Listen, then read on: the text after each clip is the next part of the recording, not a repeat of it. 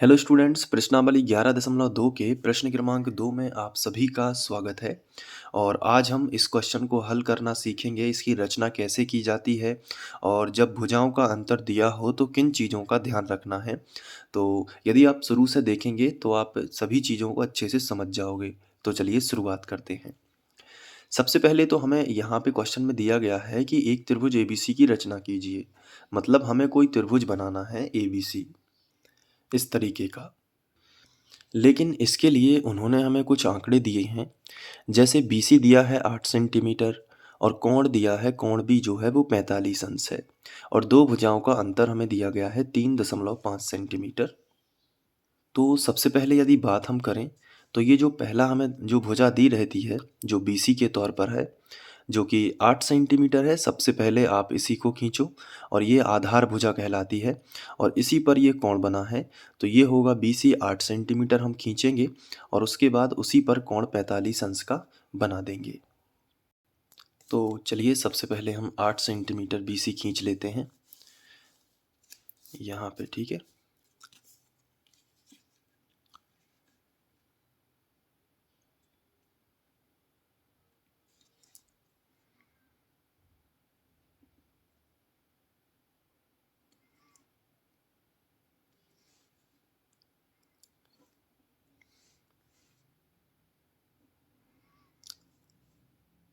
ये देखिए, ये है BC। तो यहाँ पे इस वाले पॉइंट को हम नाम दे देंगे B और इस वाले पॉइंट को C, ठीक है। तो ये BC जो है कितने का है आप देख सकते हैं। हमने 8 सेंटीमीटर की BC खींची है। तो हम यहाँ पे लिख भी सकते हैं 8 सेंटीमीटर और इसको रचना के चरण में भी हम लिखेंगे। तो यहाँ पे हम पहला पॉइंट लिखेंगे, सर्वप्रथम BC बराबर 8 सेंटीमीटर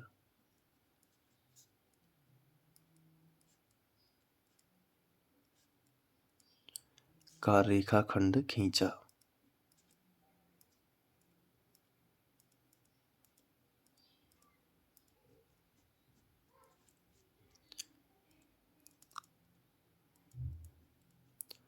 ठीक है, तो ये BC बराबर 8 सेंटीमीटर का आप रेखाखंड खींच लोगे।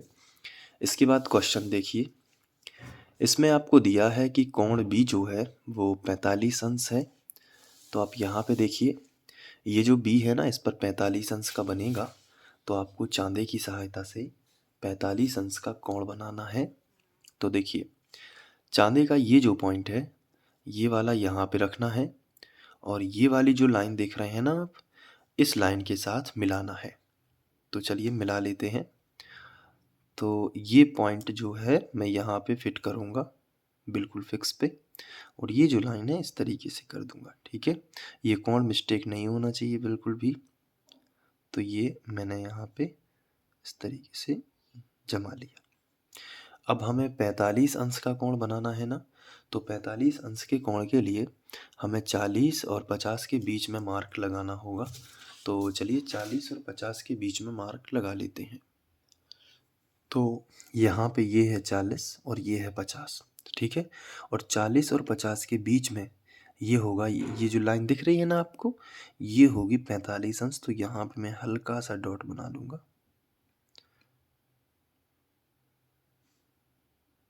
ये देखिए, ये आपको इस तरीके से कर लेना है। मैंने प्रकार की जो नोक है उसको यहाँ पे दबा दिया है और हल्का डॉट बना दिया है। इसके बाद आपको क्या करना है, इस डॉट को इस बिंदु बी से मिलाती हुई एक बड़ी सी किरण खींच देना है। तो मैं स्केल रख के इसे मिला देता हूँ, ठीक है। तो यहाँ पे स्केल थोड़ा सा साइड में रखते हैं ताकि इस पॉइंट पर पेन अच्छे से फिक्स हो जाए। और यहाँ भी चेक कर लेते हैं, ठीक है। अब एक लाइन खींच देते हैं। ये देखिए, तो ये जो एंगल है यहाँ पे बनेगा 45 डिग्री यानी 45 अंश। और ये जो किरण है इसे आप नाम दे दोगे B/, कुछ भी नाम दे सकते हैं, और इसको और आगे भी बढ़ाना चाहो तो और आगे भी बढ़ा सकते हैं। तो ज़रूरत पड़ेगी जब, तो इसको और आगे बढ़ा सकते हैं। इस तीर के चिन्ह का मतलब यही होता है कि इसे और आगे बढ़ाया जा सकता है। ठीक है, तो ये हमने कर दिया। अब इसके बाद यदि हम बात करें कि आगे क्वेश्चन में हमें क्या दिया गया है, हमने आधार खींच लिया, हमने यहाँ पे 45 अंश का कोण बना लिया। अब इसके बाद हमें ये दो चीज़ें दी गई हैं, तो इसके पहले हम रचना के चरण लिख लेते हैं ताकि हम दोनों काम एक साथ करते जाएं। हमने BC बराबर 8 सेंटीमीटर का रेखाखंड खींच लिया था, जैसे कि आप देख रहे हैं। इसके बाद हमने बिंदु B को केंद्र माना और चांदे की सहायता से 45 अंश का कोण बनाती हुई एक किरण BY खींची। तो ये हम यहाँ पे लिखेंगे। तो चलिए लिख लेते हैं, बिंदु B को केंद्र मानकर, बिंदु B को केंद्र मानकर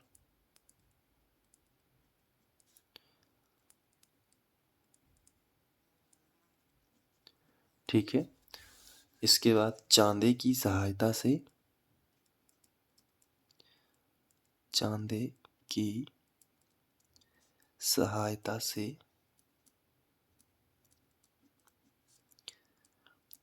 फिर इसके बाद 45 अंश का कोण बनाती हुई किरण BY खींची। 45 अंश का कोण बनाती हुई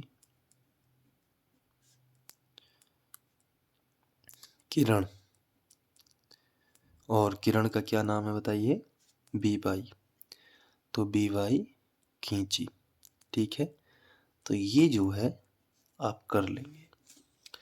ठीक है, ये वाला तो आप लिख लेंगे ना पॉइंट, कि बिंदु B को केंद्र मानकर चांदे की सहायता से 45 अंश का कोण बनाती हुई एक किरण BY खींची।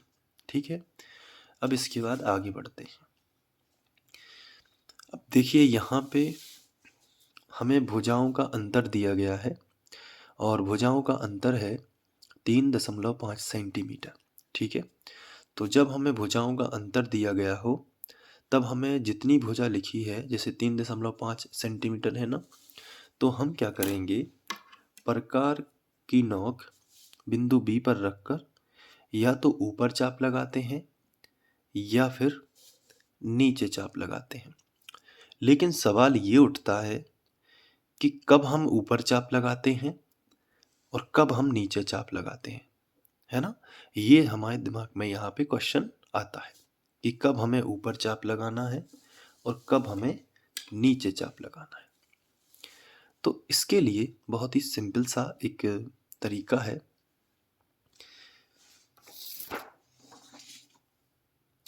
ये देखिए, ये है 11.2 का तीसरा प्रश्न और ये है 11.2 का दूसरा प्रश्न। अब दोनों का कंपैरिजन करिए।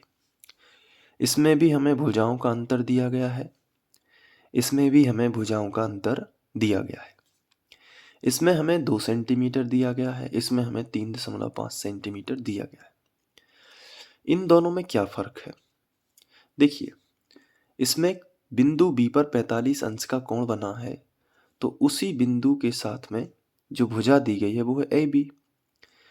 तो अगर AB माइनस AC लिखा है, इसका सीधा सा जवाब है कि AB बड़ी होगी तभी तो AB में से AC घट पाया है और प्लस का यहाँ पे मान मिला है। तो AB माइनस AC का मतलब होता है कि AB भुजा बड़ी है, और PR माइनस PQ का मतलब होता है कि PR भुजा बड़ी है ना। PR भुजा बड़ी होगी, यहाँ पे AB भुजा बड़ी होगी और यहाँ पे कौन सी भुजा बड़ी होगी, PR।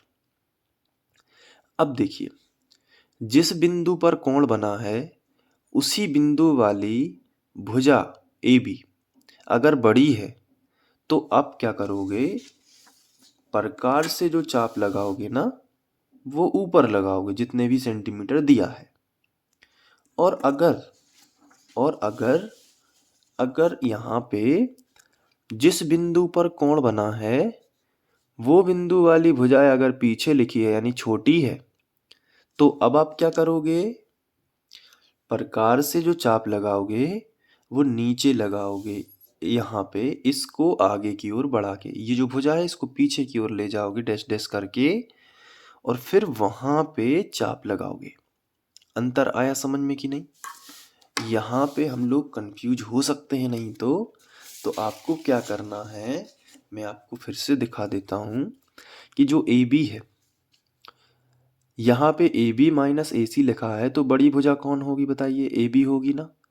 तो उसी कोण के साथ जिस मतलब बिंदु बी पर यदि कोण है और कोण वाली भुजा यदि बड़ी है तो ऊपर चाप लगाओगे, और यहाँ पे देखिए क्यू पर कोण 60 अंश है और क्यू वाली भुजा पीछे लिखी है तो छोटी भुजा है तो नीचे चाप लगाओगे। ये समझ में आया? तो चलिए अब आगे बढ़ते हैं। अब क्वेश्चन को ध्यान से देखिए, ए बी माइनस ए सी लिखा है, तो ए बी माइनस ए सी जो है वो कितना है? 3.5 है कि नहीं? तो हमें 3.5 के बराबर प्रकार को खोलना पड़ेगा पहले। तो हम स्केल की सहायता से प्रकार को खोलेंगे, और कितना खोलना है? 3.5। तो ये देखिए अभी तो 4.5 खुला है, तो इसको 1 सेंटीमीटर कम कर देंगे, तो ये 3.5 लगभग खुल जाता है। ठीक है, थोड़ा सा और यदि मामूली सा बिल्कुल यदि हम खोलें तो ये देखिए 3.5 हम इसको सेट कर पाएंगे। देखिए इनको बहुत ही बारीकी से सेट करना होता है, क्योंकि अगर ये थोड़ी सी मिस्टेक हो जाएंगी तो आपकी जो माप पुष्टि करते समय जो माप है वो ठीक नहीं आएगी। तो ये देखिए ये जो है 3.5 के लगभग ही है कि नहीं? मतलब 3.5 ही है। तो ये हमने ये कर लिया 3.5। अब ये जो चाप है ये आप ऊपर की तरफ लगाओगे, नीचे नहीं लगाओगे। क्यों लगाओगे ऊपर? क्योंकि जो जिस बिंदु पर कोण बना है उससे मिलकर बनी भुजा बड़ी है, क्योंकि वो पहले लिखी है, तो इसलिए आपको चाप कहाँ लगाना है? ऊपर। तो ये लग गया 3.5 का चाप। यहाँ पे आप एक पॉइंट नाम दे सकते हो, ये। तो यहाँ पे हम जब भी चाप लगाते हैं तो एक नाम देंगे, वो हम डी नाम देंगे। ठीक है, कभी भी जब भी आप चाप लगाओ तो आपको डी नाम ही देना है। अब रचना के चरण में ये वाला पॉइंट लिखेंगे, तीसरा, कि 3.5 सेंटीमीटर के बराबर प्रकार खोलकर 3.5 सेंटीमीटर के बराबर प्रकार खोलकर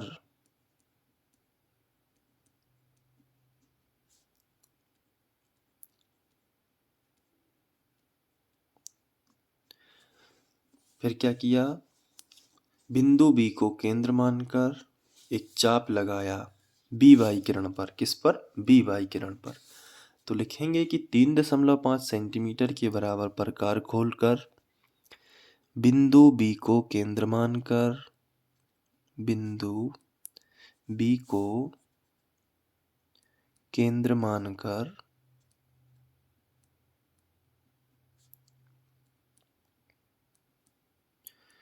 बिंदु बी को केंद्र मानकर फिर लिखोगे बी वाई किरण पर एक चाप लगाया,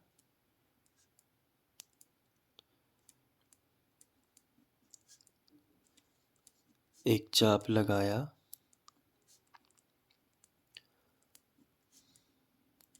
जो डी पर मिलता है। जो कहाँ मिला है? डी पर। जो डी पर मिलता है। तो देखिए डी पर मिल गया। अब सिंपली क्या करोगे? डी को सी से मिला दोगे। तो मैं मिला देता हूं। ये देखिए डी को सी से आपको मिला देना है। ये देखिए डी को सी से मिला दिया। अब यही चीज यहाँ पे लिखेंगे चौथे पॉइंट में, डी को सी से मिलाया, डी को सी से मिलाया, ये मिला दिया। अब क्या करोगे? ये जो डीसी है इसका खींचना है आपको लंब समद्विभाजक, मतलब इस तरीके से लंब समद्विभाजक खींचोगे आप, मतलब इसका आधा ऐसे, जैसे मैं पेंसिल से आपको बता देता हूँ। ये देखिए इस तरीके से आप इस डीसी भुजा का आधा खींचोगे तो इससे क्या होगा, जब आप आधा खींचोगे तो इसे बोलेंगे लंब अर्धक, लंब अर्धक या लंब समद्विभाजक।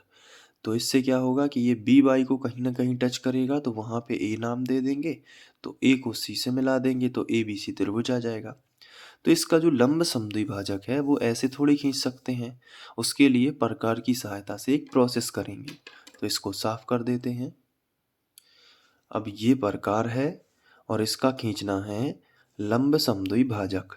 तो कैसे खींचते हैं, ये देखिए डी से लेके सी तक ये डीसी भुजा का हमें लंब समद्विभाजक खींचना है। देखिए इसका आधा कहाँ होगा, यहाँ कहीं होगा। तो प्रकार को आधे से ज़्यादा खोलना है, आप चाहो तो इतना प्रकार खोल सकते हो, मैं आपको बता देता हूँ। ये देखिए ये आधे से ज़्यादा आपको प्रकार खोलना है, तो ये मैं इतना प्रकार खोल देता हूँ। तो अब आप देख रहे होंगे कि ये आधे से ज़्यादा है, आधा कहाँ है, यहाँ पे है ना। तो प्रकार को आधे से ज़्यादा खोल दिया और पूरे से कम होना चाहिए, ठीक है। तो ये आधे से ज़्यादा आपने प्रकार खोला और चाप लगाना शुरू कर दिया। तो आप यहाँ पे एक चाप लगा दोगे, ये देखिए ये चाप यहाँ पे लगाया और इसी पर रखे रखे एक चाप आपको यहाँ पे लगा देना है, ठीक है। अब ये तो काम हो गया।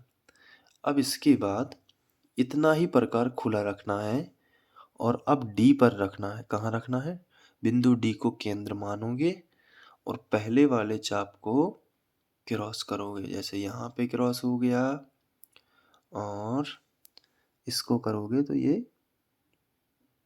यहाँ क्रॉस हो गया, है ना। तो ये जो क्रॉस वाले पॉइंट है इनको हल्का दबा देते हैं, जैसे कि इसको दबा दिया यहाँ पे और इसको दबा दिया यहाँ। अब आप क्या करोगे, इन दोनों पॉइंट्स को मिला दोगे और आप आगे तक भी इसको मिला सकते हो।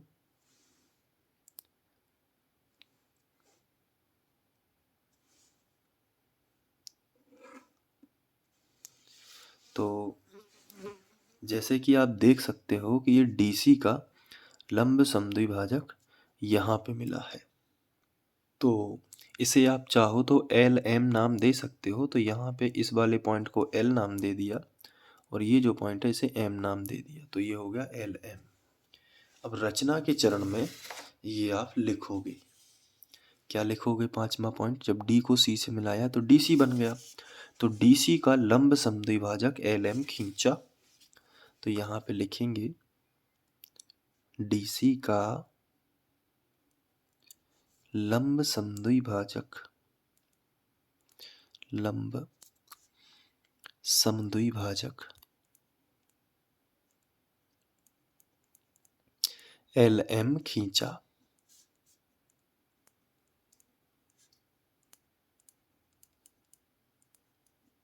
ठीक है, तो ये अपन ने खींच लिया।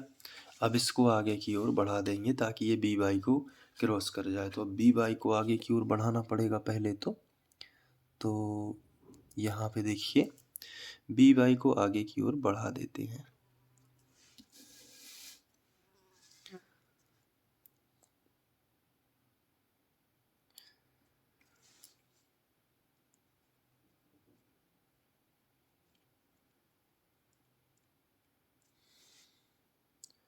ठीक है, इसके बाद ये जो एल एम है ना इसको भी आगे की ओर बढ़ाएंगे।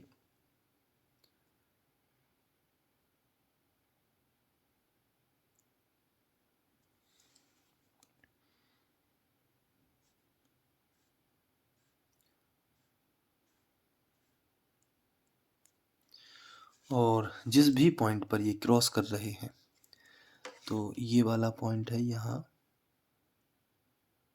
ठीक है। मैं इसको थोड़ा और क्लियर कर लेता हूँ, कहाँ है ये पॉइंट।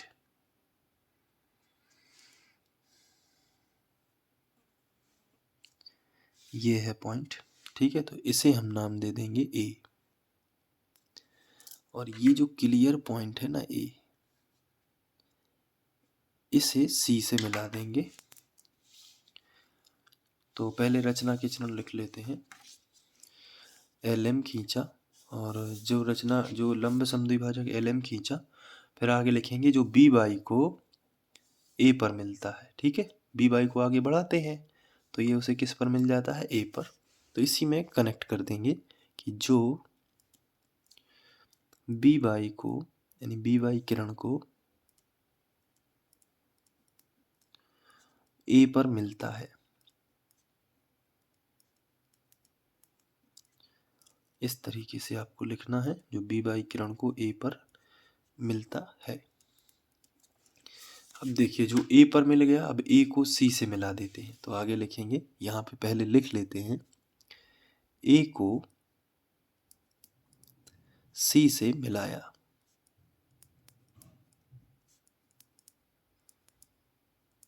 तो अब हम ए को सी से मिला देते हैं।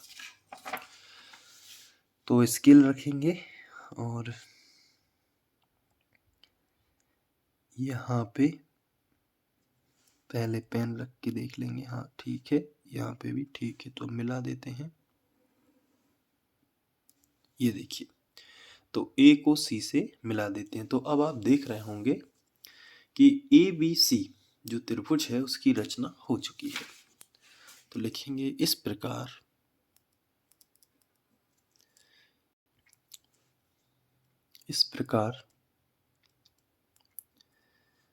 अभीष्ट त्रिभुज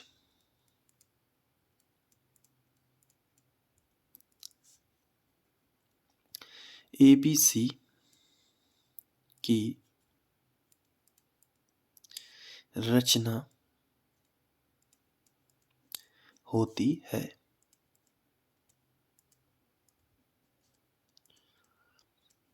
ठीक है, तो ये त्रिभुज ABC आपका बन जाएगा। अब इसके बाद आपको क्या करना है, इसकी पुष्टि करना है। पुष्टि के लिए आपको क्या करना पड़ेगा, AB और AC का अंतर चेक करना होगा कि इतना ही है कि नहीं। तो अब आप यहाँ पे आगे हेडिंग डालोगे पुष्टि। पुष्टि को हम बोलते हैं प्रमाण, या फिर बोलते हैं प्रूफ, जो भी आप लिखना चाहें एग्जाम में। चलिए, अब इसके बाद हम पुष्टि करेंगे। तो हम लिखेंगे दिया गया है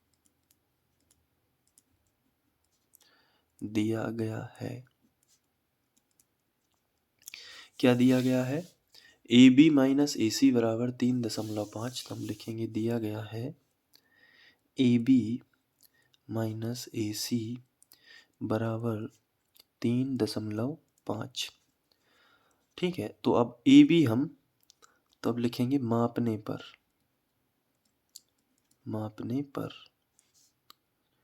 ठीक है, माप लेते हैं, AB कितना है मापते हैं। ठीक है, तो इसके लिए स्केल की सहायता लेंगे।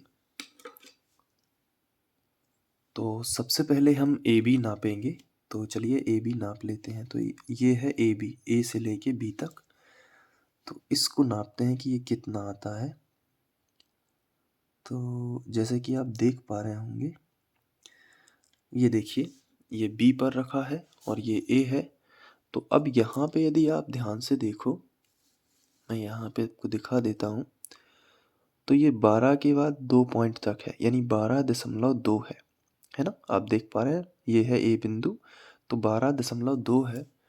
तो हम यहाँ पे जो पुष्टि कर रहे हैं उसमें AB जो पा रहे हैं वो कितना है, वो है 12.2 सेंटीमीटर। इसके बाद अब AC और नाप लेते हैं। तो चलिए अब AC नाप लेते हैं। तो इसके लिए हम स्केल रखेंगे A और C, और यहाँ पे हमने स्केल रख लिया। और अब यदि हम देखें तो ये देखिए, 8 के बाद ये 5, तो 8.5, 6 और 7, यानी कि ये 8.7 तक है AC। तो आप देख सकते हैं 8 के बाद ये 5, 8.5, 2 पॉइंट और है 8.7। तो हम यहाँ पे लिखेंगे कि जो हमें AC मिल रहा है वो पुष्टि में हम लिख सकते हैं कि जो AC हमें प्राप्त हुआ है वो है 8.7 सेंटीमीटर। अब दोनों के मान इसमें रख सकते हैं, तो मान रखने पर